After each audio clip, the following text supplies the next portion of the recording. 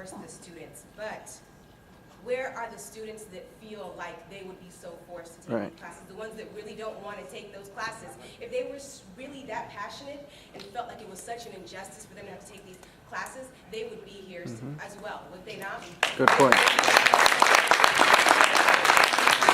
But the students that actually have already benefited from these classes and learned from these courses and are already comprehended and taken so much from these courses are here because they understand how much it has benefited them and uplifted them. That's why they're here, because they're that passionate about it. Now, forcing them, the students that feel so forced and so threatened and so just put out by the fact that they're going to have to take this one diversity class, if they truly felt that put out, they would be here. They would be really upset and they would be standing here with us. So the whole concept of having to force the students, that I cannot buy. I cannot buy that.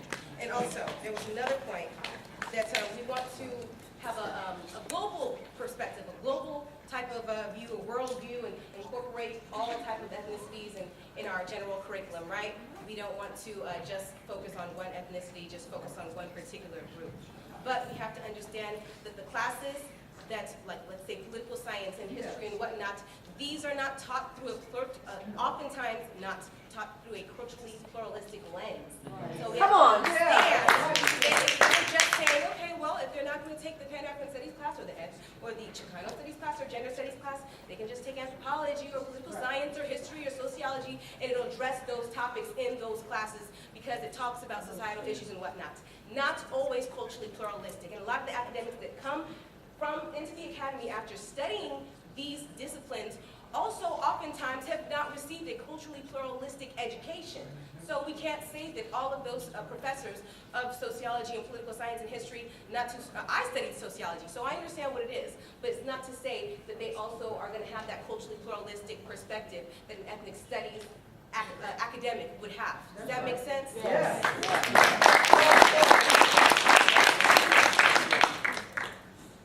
That's about it.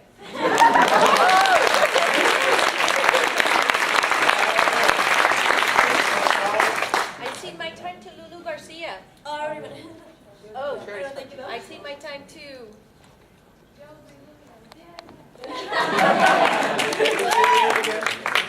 My name is Josephina Williams. I am a product of a mixture of all of what I'm fighting for. But I just wanted to make a couple of points that, first of all, is, I guess, a question. The reason why everyone is opposing this because the students are fighting for it so much. Because I don't see, if we were here trying to say, make history a diversity requirement, how would you guys feel about that? No problem. Or make U.S. history or make math a diversity requirement. It's a diversity. First of all, when you hear the word diversity, what do you think of instantly? You don't think of different flavors of ice cream. So I just feel, and the reason why I ask that is because I asked a lot of students, but when you hear the word diversity, what's the first thing you think of? And they told me, oh, different races, different cultures, different people. And so the fact that that's already in their head, to make one class, I'm gonna just stress one, diversity course. We're not saying if you don't take these courses, then you're going to be, if you do take these courses, then you're going to turn into this radical activist that's trying to be, right. We're not trying to come from these perspectives. It's good to educate people. It's good for people to know. A lot of people that I'm looking at, I'm sure you guys are older than me.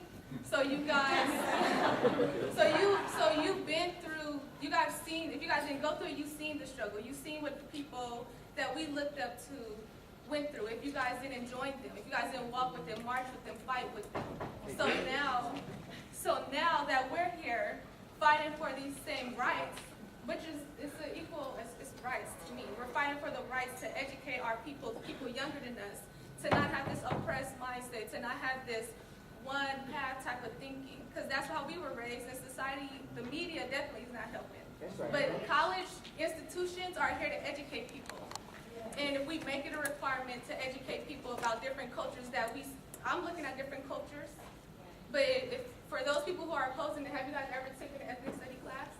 Has it ever affected you, impacted you, how it impacted us? That's all I want to say.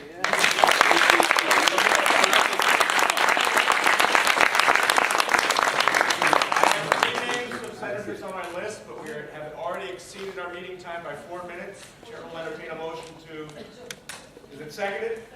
All those in favor of adjourning signify by saying aye.